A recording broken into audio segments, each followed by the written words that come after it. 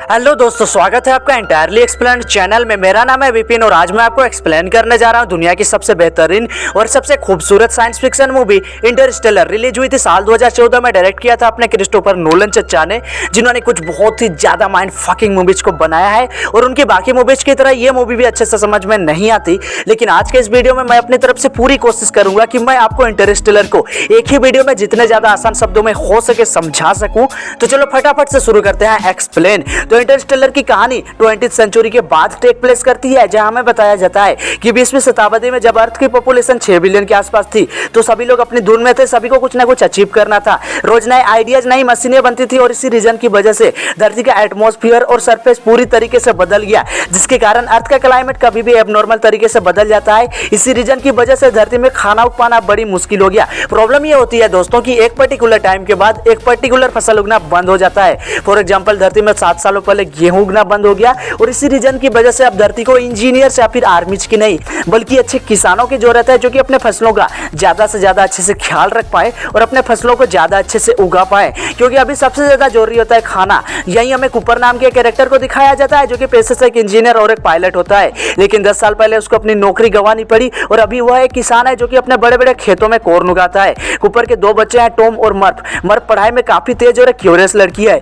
मर्फ Cooper को बताती है कि उसके कमरे में एक भूत है, जो कि मर्फ के कमरे में रखे किताबों को गिरा देता है और सारी चीजों को इधर उधर बिखरा देता है। कूपर मर्फ को समझाता है कि भूत प्रेत जैसी कोई चीज नहीं होती। एक बार एक रेत के तूफान की वजह से, जो कि उस समय धरती पर एक बहुत ही ज्यादा साधारण सी बात होती है, मर्फ के कमरे का खिड़की खुला होता है तो धूल मर्फ के कमरे में घुस जाती है और एक स्पेसिफिक पैटर्न बन जाता है। अब कूपर उस पैटर्न को बहुत ही ज्यादा ध्यान से देखता है और एक सिक्का उछालता है तो वह सिक्का धूल से बने लाइन के बीच में गिर जाता है, जिसका मतलब प्रोबेबली ये ग्रेविटी की वजह से हो रहा होगा। अब कूपर उस पैटर्न को डिकोड करने लगता है तो उसे पता चलता है कि यह बाइनरी में है, जिसमें बेसिकली एक लोकेशन के कोऑर्डिनेट्स होते हैं। अब कूपर उस लोकेशन पर जाना चाहता है, लेकिन उसकी बेटी मर्फ भी उसके साथ जाने के लिए जिद करती है। कूपर मर्फ को समझाता है कि उनको नहीं पता कि ये लोकेशन उनको कहां लेके जाएगी और इसलिए वह मर्फ को अपने साथ लेके जाने से मना कर देता है। But remember as I you said before, Murph एक क्यूरियस लड़की है और इसलिए वह कूपर के कार में छिपकर उसके साथ चली जाती है। अब कूपर और मर्फ उस लोकेशन पर पहुंचते हैं, तब तक रात हो चुकी होती है। तभी वो अपने सामने तार से घिरा एक बाउंड्री देखते हैं। अब कूपर अपना बोल्ट कटर निकालकर तार से बने उस बाउंड्री को काटने के लिए जाता है,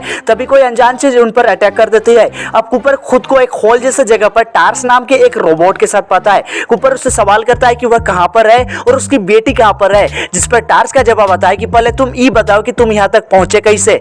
तुम्हारे मैप पर यहाँ का लोकेशन था, तुमको यहाँ का लोकेशन कहां से मिला, जिस पर कूपर उसको कुछ भी बताने से मना कर देता है। तभी वहां पर एक लड़की आती है जिसका नाम होता है डॉक्टर ब्रांड, जो कि उसे मीटिंग हॉल में लेके जाती है, जहां कई सारे प्रोफेसर और साइंटिस्ट बैठे होते हैं। बेसिकली ये नासा वाले होते हैं। वहां प्रोफेसर ब्रांड कूपर को बताते हैं कि 7 सालों पहले धरती में गेहूं और बाजरा उगना बंद हो गया और हम अभी हद से ज्यादा कॉर्न उगा रहे हैं, जो कि कुछ समय बाद उगना बंद हो जाएगा। एक्चुअली में धरती का 80% वातावरण नाइट्रोजन से मिलकर बना है, जो कि इंसान सांस भी नहीं लेते हैं। ब्राइट्स बालों को इससे काफी ज्यादा मदद मिलती है, लेकिन इससे धरती में ऑक्सीजन की कमी हो जाएगी और कुछ समय बाद लोग खाने की कमी से नहीं बल्कि ऑक्सीजन की कमी से मरेंगे। और कूपर को पता चलता है कि कूपर के बच्चों की जनरेशन धरती पर आखिरी जनरेशन होगी। अब कूपर प्रोफेसर ब्रांड से पूछता है कि धरती को बचाने का उनके पास क्या प्लान है, तो प्रोफेसर बताते हैं कि धरती को बचाया नहीं जा सकता और इसलिए हमें धरती को छोड़कर जाना पड़ेगा। अब हमें एक रेंजर शिप दिखाया जाता है, जो कि एक्चुअली में इंसानियत के लिए आखिरी उम्मीद होती है, जो कि प्रोबेबली इंसानियत को बचा सकती है। कोइंसिडेंस देखो, नासा वाले इस रेंजर को चलाने वाला एक काबिल पायलट ढूंढ ही रहे थे। तभी ग्रेविटी एनोमिला को डिकोड करके कूपर वहां तक पहुंच जाता है, जो कि नासा का ही एक काबिल पायलट था।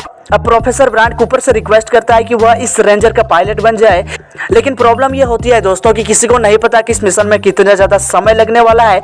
और इससे भी बड़ी प्रॉब्लम यह होती है कि हमारे सोलर सिस्टम में एक भी ऐसा हैबिटेबल प्लैनेट है ही नहीं जो कि ह्यूमन लाइफ को सपोर्ट कर पाए, और सबसे नजदीकी हैबिटेबल प्लैनेट ही हजारों लाइट ईयर दूर है, जिस पर जाने की सोचना भी एक बेवकूफी है। जिस पर हमें बताया जाता है कि सैटर्न ग्रह के सामने ग्रेविटी में काफी बड़ी गड़बड़ी देखी गई है। खास बात यह होती है कि ग्रेविटी में इतनी बड़ी गड़बड़ी की वजह से सैटर्न के सामने एक वर्म होल क्रिएट हो गया है, जो कि किसी दूसरे गैलेक्सी के किसी दूसरे सोलर सिस्टम में खुलता है। इस वर्म होल से होकर 10 साल पहले 12 अलग अलग ग्रहों पर 12 अलग अलग एस्ट्रोनॉट्स को भेजा गया था डाटा इकट्ठा करने के लिए। उनसे कहा गया था कि अगर उनके ग्रह पर ह्यूमन लाइफ को सपोर्ट करने लायक वातावरण हो तो वे एक बटन दबाकर अर्थ में मैसेज भेज सकते हैं, और एक सोलर सिस्टम के 3 ग्रहों से ये मैसेज लगातार आ रहे होते होते हैं। एक बार अगर हैबिटेबल प्लैनेट मिल जाए तो वे लोग पॉपुलेशन बॉम्ब नाम की एक प्रक्रिया का इस्तेमाल करेंगे इंसानों को पैदा करने के लिए। इसके लिए वो कुछ फर्टिलाइज्ड एग्स का यूज करेंगे और ये एक्चुअली में प्लान बी होता है, जबकि प्रोफेसर ब्रांड के पास एक प्लान ए भी होता है जिसमें वह एक ग्रेविटी की इक्वेशन को सॉल्व कर रहे होते हैं और ये इक्वेशन सॉल्व होते ही नासा का वह लैब या फिर स्टेशन धरती को छोड़कर अर्थ से बाहर निकल जाएगी, क्योंकि उसको इस तरीके से डिजाइन किया गया था कि वह स्पेस में उड़ सके। अब कूपर डिसाइड करता है कि वह अपने बच्चों और इंसानी सभ्यता को बचाने के लिए इस इंटरस्टेलर मिशन पर जाएगा, लेकिन उसकी बेटी मर्फ उसे समझाती है कि उसके कमरे में जो भूत है वह मर्फ से बात कर रहा है और कूपर को इस मिशन पर ना जाने के लिए बोल रहा है। ऐसा बोल के वह जिद करने लगती है, लेकिन कूपर उसकी बात नहीं सुनता और मिशन पर चला जाता है। अब अर्थ से सैटर्न तक पहुंचने में कूपर और इसकी टीम को 2 सालों का वक्त लगने वाला है। कूपर के साथ डॉक्टर ब्रांड, प्रोफेसर ब्रांड की सुपुत्री रोमिली और डोयल भी हैं। साथ ही इनके साथ टार्स और केस नाम के 2 रोबोट्स भी होते हैं। धरती के ऑर्बिट से बाहर निकलते ही रेंजर को एंड्योरेंस नाम के एक बहुत ही बड़े शिप के साथ जोड़ा जाता है। एक्चुअली में इस बड़े शिप में कई सारे लाइफ सपोर्ट्स होते हैं और उनकी जरूरत की चीजें जो कि उनको दूसरे ग्रहों पर जिंदा रहने में मदद करती। रास्ते में सैटर्न तक जाते वक्त कूपर और उसकी टीम मैसेज के जरिए अपने घर वालों और नासा के स्टेशन से बात कर रहे होते हैं, लेकिन मर्फ कभी भी कूपर को कोई भी मैसेज नहीं भेजती है, क्योंकि वह कूपर के उसको छोड़कर जाने से काफी ज्यादा नाराज होती है।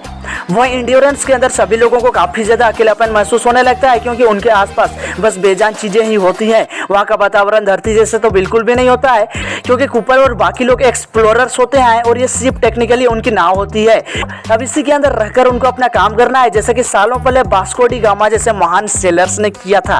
अब जब एंड्योरेंस के साथ कूपर और उसकी टीम सैटर्न के सामने पहुंचती है तो कूपर देखता है कि वर्म होल तो स्फेरिकल है, लेकिन कूपर ने सोचा था कि वर्म होल सर्कुलर होगा। एक्चुअली में वर्म होल एक ऐसा कॉस्मिक ऑब्जेक्ट होता है जो कि स्पेस और टाइम को फोल्ड कर देता है और स्पेस में 2 बहुत ही ज्यादा दूर स्थित जगहों को बहुत ही ज्यादा पास ला देता है। लेकिन पिक्चर्स में बस हमें समझाने के लिए वर्म होल को सर्कुलर दिखाया जाता है, जबकि एक्चुअली में वो स्फेरिकल होता है। अब जब वो लोग उस वर्म होल के अंदर घुसते हैं तो शिप का एक भी कंट्रोल काम नहीं कर रहा होता है, क्योंकि सच तो ये होता है कि वर्म होल के अंदर जो कुछ भी है उसको इंसान अभी भी ठीक तरीके से नहीं समझ पाए हैं। अब कूपर और उसकी टीम उस वर्म होल से होते हुए एक नए सोलर सिस्टम में पहुंचते हैं। अब उनके पास 3 ग्रह होते हैं जिस पर वे लोग जा सकते हैं। नंबर 1 मिलर का प्लैनेट, जो कि उस समय उनके सबसे ज्यादा पास होता है, लेकिन वह गार्गेंचुआ नाम के एक ब्लैक होल के सामने होता है और वह उस ब्लैक होल का चक्कर लगा रहा होता है। नंबर 2 डॉक्टर मैन का प्लैनेट, जो कि अभी भी सिग्नल्स भेज ही रहे होते हैं। नंबर 3 एडमंड वुल्फ का प्लैनेट, उनका डाटा काफी ज्यादा अच्छा है, लेकिन उनका ग्रह सबसे ज्यादा दूर होता है, जिसके कारण वे लोग डिसाइड करते हैं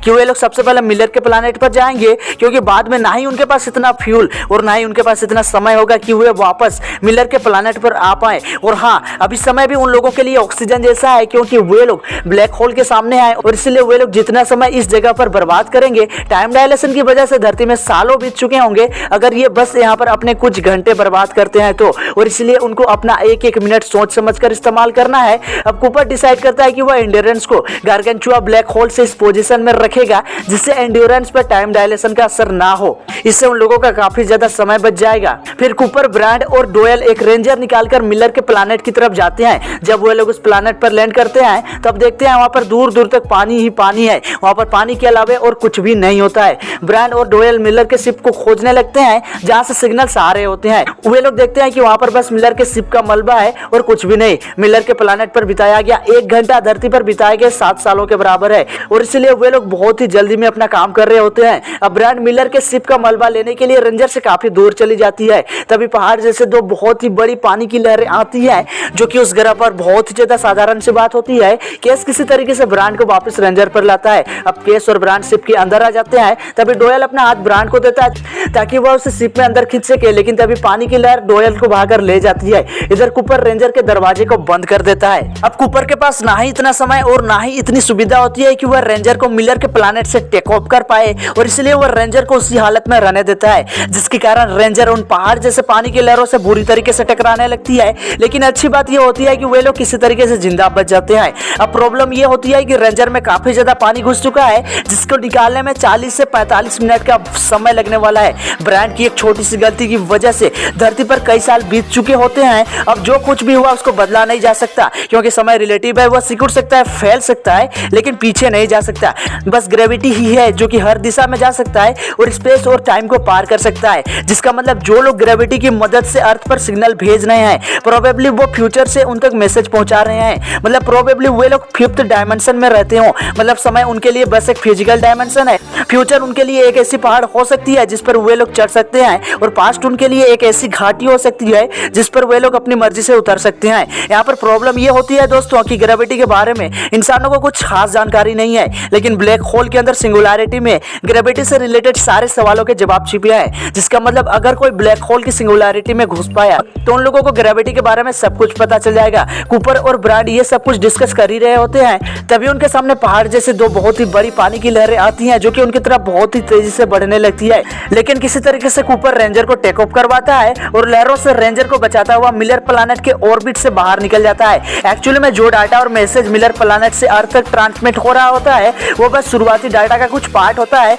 जो कि रिपीटेड मूड में ट्रांसमिट हो रहा होता है। मिलर के शिप का मलबा इतना ज्यादा ताजा इसलिए होता है क्योंकि इस ग्रह के समय के हिसाब से मिलर ने बस कुछ ही घंटों पहले लैंड किया था, और कूपर और ब्रांड के मिलर के ग्रह पर लैंड करने से कुछ ही मिनट पहले उसकी मौत हुई है। जब वे लोग एंडियरेंस पर पहुंचते हैं जहां रोमिली ग्रेविटी पर अपनी रिसर्च कर रहा होता है, तब वो ब्रांड और कूपर को बताता है कि वे लोग मिलर प्लैनेट पर 23 साल 4 महीने और 8 दिन बिता कर आए हैं। मतलब उन्होंने मिलर प्लैनेट पर कुछ ही घंटे बिताए होते हैं, लेकिन टाइम डायलेशन की वजह से धरती पर अभी 23 साल 4 महीने और 8 दिन बीत चुके हैं। ये जानकर वे लोग बहुत ही ज्यादा निराश हो गए। अब किसी रीजन की वजह से एंड्योरेंस से अर्थ पर मैसेज नहीं जा रहे होते हैं, लेकिन प्रोफेसर ब्रांड और कूपर की फैमिली ने जो मैसेज भेजे होते हैं वो एक एक करके एंड्योरेंस में जमा हो जाते हैं। अब कूपर उन सभी रिकॉर्डेड मैसेजेस को प्ले करके देखने लगता है, जिसमें वो देखता है कि उसका बेटा टॉम जो कि सिर्फ 15 साल का था जब वो उसको अर्थ पर छोड़कर अपने मिशन पर निकला था, अब उससे भी ज्यादा उम्र का हो चुका है, उसने शादी कर ली, उसके 2 बच्चे भी हो गए हैं। मतलब कूपर अब दादाजी बन चुका है। ये सब कुछ देखकर कूपर इमोशनल होकर रोने लगता है। तभी टॉम बोलता है कि उन्होंने उम्मीद छोड़ दी है कि कूपर घर वापस आएगा, और उनको नहीं लगता कि ये मैसेजेस कूपर तक पहुंच पाते हैं, क्योंकि सच तो ये होता है कि सालों से कूपर की तरफ से कोई भी रिस्पॉन्स नहीं आया हुआ होता है। तभी पहली बार एक मैसेज में हमें मर्फ दिखती है जो कि अभी बहुत ज्यादा बड़ी हो गई है, क्योंकि वह सिर्फ 9 साल की थी जब कूपर उसको अर्थ पर छोड़कर अपने मिशन पर निकला था। मर्फ कूपर से बोल रही होती है कि उसने इतने दिनों तक कूपर को कोई भी मैसेज नहीं भेजे क्योंकि वह कूपर से नाराज थी, लेकिन आज उसका बर्थडे है और ये वाला बर्थडे स्पेशल है क्योंकि कूपर जब मर्फ को अर्थ पर छोड़कर मिशन पर निकला था तब उसने वादा किया होता है कि कूपर जब मिशन पूरा करके घर लौटेगा तब उसकी और मर्फ की उम्र लगभग एक ही होगी, और इसलिए अगर कूपर को घर वापस आना है तो आज परफेक्ट दिन है क्योंकि आज मर्फ की उम्र कूपर की उम्र के बराबर हो गई है। एक्चुअली में अब मर्फ भी बड़ी हो गई है, वह नासा में काम करती है और अभी वह प्रोफेसर ब्रांड को उनकी ग्रेविटेशनल इक्वेशन सॉल्व करने में मदद कर रही है, और अभी वह मोस्ट ऑफ द टाइम अपना नासा के अंदर स्पेंड करती है, और जब से कूपर उसको छोड़ के गया है तब से वह अपने घर काफी कम आया करती है। दूसरी तरफ कूपर और उसकी टीम के पास अभी बस 2 ऑप्शंस बचे हैं, नंबर 1 एडमंड वुल्फ का प्लैनेट और नंबर 2 डॉक्टर मैन का प्लैनेट। लेकिन प्रॉब्लम ये होती है दोस्तों कि उनके शिप में अभी बस इतना ही फ्यूल बचा है जिससे वे लोग किसी एक ही प्लैनेट पर जा सकते हैं। डॉक्टर मैन का प्लैनेट मिलर के प्लैनेट के जैसा ही ब्लैक होल के चक्कर लगाता है, और इसलिए अगर डॉक्टर मैन का प्लैनेट ह्यूमन लाइफ को सपोर्ट भी करता हो तो भी एस्ट्रॉइड्स या फिर कॉमेट्स टकराने का खतरा लगातार बना रहेगा, और भी कई सारे खतरे लगातार बने रहेंगे क्योंकि as you know black hole सभी ऑब्जेक्ट्स को अपने ग्रेविटेशनल पुल की वजह से अपनी तरफ बहुत ही तेजी से शक करता है, और इसलिए वे लोग ब्लैक होल से जितना ज्यादा दूर जाएंगे उन लोगों के लिए उतना ही ज्यादा बेटर होगा। और मिलर प्लैनेट की तरह ये ग्रह भी गार्गेंचुआ के ही चक्कर लगाता है, और इसलिए हो सकता है कि इसका कंपोजिशन भी मिलर प्लैनेट के जैसा ही हो। मतलब इस बात के तो बहुत ही ज्यादा हाई चांसेस है कि डॉक्टर मैन के प्लैनेट पर लाइफ पॉसिबल हो सकती है। वहीं दूसरी तरफ एडमंड वुल्फ का डाटा अच्छा होता है, लेकिन कुछ समय पहले उसके सिग्नल्स आने बंद हो गए, जिसका मतलब प्रोबेबली वो मर चुका होगा। अब डॉक्टर ब्रांड कूपर और रोमिली को समझाती है कि उनको वुल्फ के प्लैनेट पे जाना चाहिए क्योंकि वह वुल्फ से प्यार करती है और उसको जिंदा देखने की चाहत ही ब्रांड को यहाँ तक खींच लाई है। हम मरने के बाद भी लोगों को याद रखते हैं, लोग मर जाते हैं लेकिन उनका प्यार कभी नहीं मरता। मतलब हो सकता है कि प्यार सिर्फ एक केमिकल लोचा से बढ़कर कोई चीज हो, एक ऐसा सिग्नल, एक ऐसा मैसेज जिसे हम इंसान अभी तक ना समझ पा रहे हो सकता है जब हम ज्यादा एडवांस हो जाएं तो प्यार का मतलब समझ पाए। डॉक्टर ब्रांड को लगता है कि क्योंकि वह वुल्फ से प्यार करती है और उसे जिंदा देखने की चाहत थी यहाँ तक खींच लाई है, और इसलिए उसको लगता है कि इसका कोई ना कोई मतलब जरूर होगा। प्रोबेबली प्यार एक आर्टिफैक्ट है किसी हायर डायमेंशन का जिसे इंसान अभी तक ना समझ पाए हो, क्योंकि प्यार ही वह एकमात्र चीज है जो कि स्पेस और टाइम से बढ़कर है। यहाँ पर केमिकल लोचा वाले प्यार की बात नहीं हो रही है, नेचुरली 2 पार्टिकल्स के बीच में जो बॉन्डिंग होती है उसकी बात हो रही है। फॉर एग्जाम्पल हमारा अपनी माँ के लिए जो प्यार होता है उसका बात हो रहा है यहाँ पर, और इसलिए डॉक्टर ब्रांड कूपर और रोमिली को समझाती है कि उनको वुल्फ के प्लैनेट पे जाना चाहिए। कूपर और रोमिली ये प्यार मोहब्बत वाला ज्ञान बहुत ही ज्यादा ध्यान से सुन रहे होते हैं, लेकिन ये सब कुछ उनको बाउंसर जाता है और उनको लगने लगता है कि ब्रांड अभी अपने दिमाग से नहीं बल्कि अपने दिल से सोच रही है, क्योंकि एक गलत फैसला इंसानी सभ्यता को पूरी तरीके से खत्म कर देगा। उनको पर्सनली नहीं बल्कि ऐसा सोचना होगा कि इंसानी सभ्यता आगे बढ़ेगी या फिर नहीं, अब वो उनके हाथ में है। और क्योंकि डॉक्टर मैन अभी भी जिंदा है और लगातार सिग्नल्स भेज ही रहे हैं, और इसलिए वो डिसाइड करते हैं कि वे लोग डॉक्टर मैन के प्लानेट पे जाएंगे, क्योंकि वे सबसे काबिल वैज्ञानिकों में से एक है और उन्हीं की वजह से इन सभी चीजों की शुरुआत हुई थी और उन्हीं की वजह से आज वे लोग वहां पर थे। अब जब वे लोग अपने रेंजर के साथ डॉक्टर मैन के प्लानेट पर एंटर करते हैं तो वो देखते हैं कि वहां ठंड के कारण बादल भी जमे हुए हैं। लैंड करने पर वो देखते हैं कि वहां दूर दूर तक बस बर्फ ही बर्फ है। अब वे लोग डॉक्टर मैन के कंपार्टमेंट में जाते हैं और उसको हाइपर स्लिप से जगा देते हैं और उस ग्रह के वातावरण के बारे में पूछते हैं। चूल्हे में डॉक्टर मैन भी सालों से उनका वेट कर रहा था, उसे पता था कि कोई ना कोई उसके प्लानेट पर जरूर आएगा। डॉक्टर मैन बताते हैं कि यहाँ दिन और रात 67 घंटे लंबे हैं, ग्रेविटी ठीक ठाक है क्योंकि ग्रेविटी पृथ्वी के ग्रेविटी का 80% है और यहाँ का वातावरण काफी ज्यादा ठंडा और धरती कठोर है। हवा में अमोनिया है जिसका मतलब हम थोड़ी देर सांस ले सकते हैं। यहाँ का पानी अल्कलिक है। इस सरफेस के नीचे एक और सरफेस है, हवा सांस लेने लायक है क्योंकि क्लोरीन नहीं है, जीवन चल सकता है, एक अच्छी जिंदगी हो सकती है। कूपर, रोमिली और डॉक्टर ब्रांड डॉक्टर मैन के द्वारा इकट्ठा किए गए डाटा को ध्यान से देख रहे होते हैं। तभी धरती से एक मैसेज आता है जिसमें मर्फ बोल रही होती है, डॉक्टर ब्रांड मैं माफी चाहूंगी पर आपके पिता नहीं रहे, वो दुख में नहीं थे, वो सुकून में थे। फिर वो आगे बोलती है, ब्रांड क्या तुमको पता था और मेरे पिता को भी यही पता था राइट, तुम लोगों ने हमें यहाँ धरती पर मरने के लिए छोड़ दिया, आप लोगों को सब कुछ पता था। ऐसा बोल के मर्फ जोर जोर से रोने लगती है। ब्रांड ये सुनती है तो उसको ये सब कुछ बिल्कुल भी समझ में नहीं आ रहा होता है कि वह क्या बोल रही है, क्योंकि डॉक्टर ब्रांड के पिता प्रोफेसर ब्रांड 40 सालों से उस ग्रेविटी की इक्वेशन को सॉल्व कर रहे थे, पर सच्चाई ये होती है कि उन्होंने बहुत ही पहले उस ग्रेविटी की इक्वेशन को सॉल्व कर दिया था और अर्थ को बचाने का उनके पास कोई भी रास्ता अब नहीं बचा था, क्योंकि वो जो इक्वेशन उन्होंने सॉल्व की थी वो सिर्फ आधा सॉल्यूशन था, वो इक्वेशन पूरी नहीं थी और इसलिए उन्होंने उस इक्वेशन का यूज नहीं किया। लेकिन उन्होंने ये सच्चाई अर्थ के लोगों को बताई नहीं, क्योंकि अगर यदि वो ऐसा करते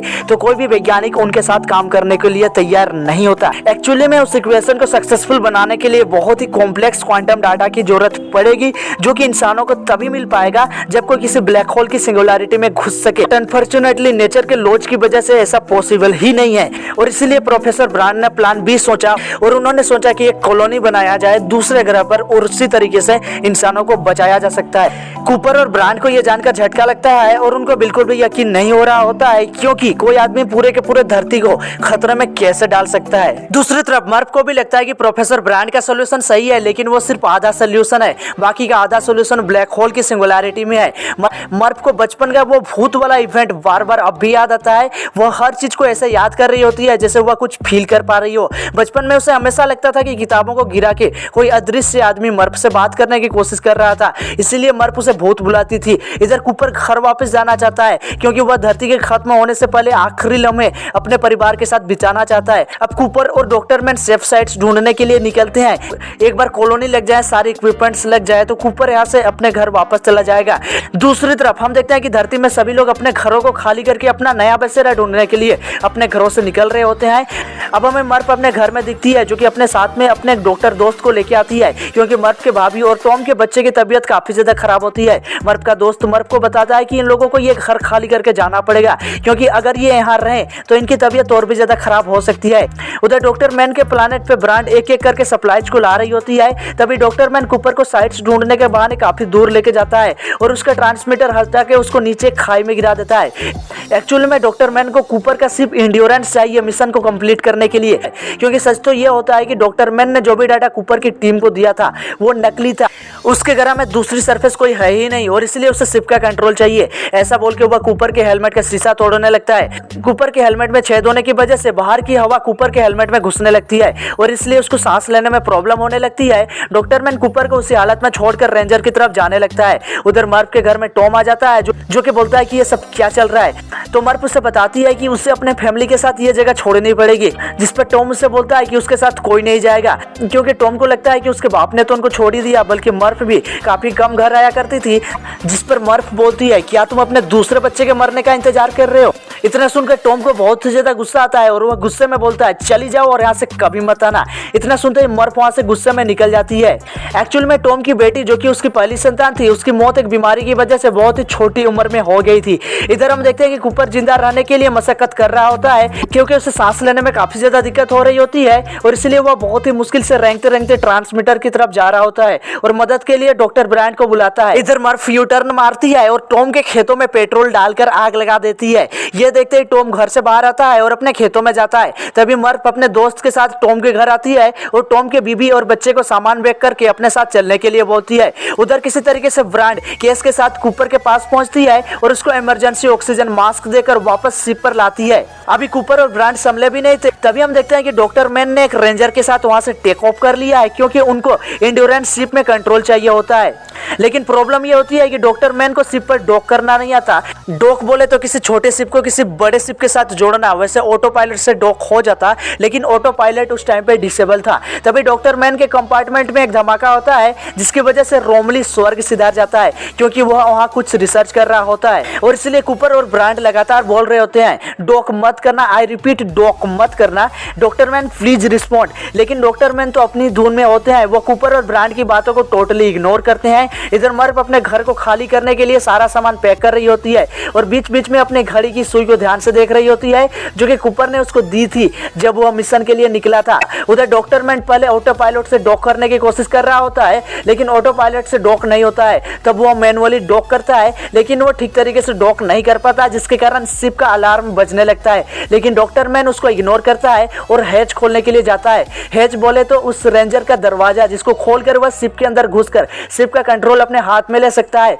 लेकिन प्रॉब्लम ये होती है दोस्तों कि क्योंकि ठीक तरीके से डॉक नहीं हुआ होता है और इसीलिए डॉक्टर मैन के हैच खोलते ही एयरलॉक डिप्रेशराइज हो जाएगा जिसके कारण प्रॉब्लम होगी और इसीलिए पहले कूपर डॉक्टर मैन को समझाता है। जब वो नहीं मानता है तो कूपर अपने लैंडर के साथ पीछे हटने लगता है। डॉक्टर मैन बोलता है कि वह ये अपने लिए नहीं कर रहा है बल्कि पूरी मनुष्य जाति के लिए कर रहा है। अभी उसकी बात पूरी हुई भी नहीं होती है और डॉक्टर मैन जैसे ही हैच को खोलता है प्रेशर में डिफरेंस की वजह से रेंजर शिप से अलग हो जाता है और वह शिप से टकराने लगता है जिसके कारण शिप में आग लग जाती है और एंड्योरेंस बड़ी तेजी से स्पिन करने लगता है और डॉक्टर मैन के प्लैनेट के ऑर्बिट में घुस जाता है। अब कूपर डिसाइड करता है कि वह एंड्योरेंस का कंट्रोल अपने हाथ में लेगा लेकिन इसके लिए उसको पहले एंड्योरेंस पर अच्छे से डॉक करना पड़ेगा जिसमें थोड़ी सी गलती और फिर डॉक्टर मैन वाला हादसा रिपीट होगा। प्रॉब्लम ये होती है कि एंड्योरेंस लगातार डॉक्टर मैन वाले प्लैनेट में बड़ी तेजी से गिर रहा होता है लेकिन उसमें कोई भी हीट शील्ड नहीं होती है जिसका मतलब अगर एंड्योरेंस उस प्लैनेट के एटमॉस्फेयर में घुस गया तो फ्रिक्शन की वजह से शिप में आग लग जाएगी और इसलिए वह अपने लैंडर की स्पीड को एंड्योरेंस की स्पीड से मैच करता है। फिर वो अपने लैंडर को एंड्योरेंस के नीचे ले जाकर डॉक करने वाली जगह पर घुमाने लगता है। धीरे धीरे शिप का टेम्परेचर बढ़ रहा होता है। कूपर शिप का कंट्रोल अपने हाथ में ले रहा होता है। वह केस को बैकअप के लिए रखता है ताकि अगर वो बेहोश हो गया तो शिप का कंट्रोल केस अपने हाथ में ले ले। अब टार्स और कूपर मिलकर डॉक करने लगते हैं क्योंकि डॉकिंग मैकेनिज्म का कंट्रोल टार्स के हाथ में होता है। And the did it, Cooper successfully किसी तरीके से डॉक कर लेता है। फिर शिप का मेन इंजन चालू करता है और एंड्योरेंस को उस प्लैनेट के ऑर्बिट से बाहर निकाल देता है। लेकिन तभी उनको पता चलता है कि गार्गेंचुआ ब्लैक होल एंड्योरेंस को अपनी अपने ग्रेविटेशनल पुल की वजह से खींच रहा होता है जिसको सुनकर कूपर शिप का कंट्रोल केस को देता है और हैच खोलकर एंड्योरेंस के मेन कंट्रोल में चला जाता है। वे लोग डिसाइड करते हैं कि अगर गार्गेंचुआ ब्लैक होल एंड्योरेंस को अपने होराइजन में खींचता है तो वे लोग गार्गेंचुआ को एक स्लिंग शॉट की तरह इस्तेमाल करेंगे और एडमंड के प्लैनेट तक पहुंच जाएंगे। क्योंकि सच तो ये होता है कि शिप का नेविगेशनल हब पूरी तरीके से बर्बाद हो गया है, मतलब अर्थ तक पहुंचने का उनके पास इनफ लाइफ सपोर्ट नहीं है। लेकिन ब्लैक होल की ग्रेविटी से निकलने के लिए उनको अपने पीछे टार्स को डिटेच करना होगा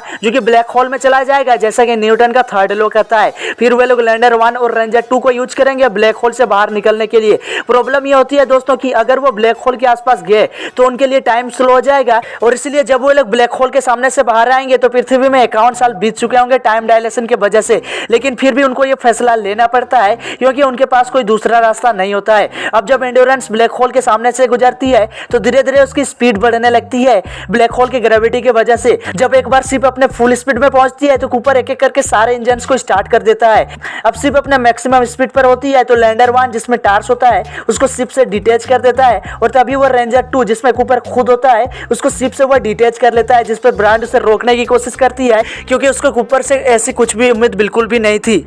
और कूपर भी टार्स के साथ ब्लैक होल में कूद जाता है क्योंकि कूपर अपना मन बना चुका था, क्योंकि अगर वे लोग किसी तरीके से क्वांटम डाटा को अर्थ तक भेज पाए तो ग्रेविटी की इक्वेशन सॉल्व हो जाएगी और धरती पर इंसानों को बचाया जा सकता है। कूपर जो ब्लैक होल में घुसने लगता है तो उसको हर तरफ अंधेरा ही अंधेरा दिखता है।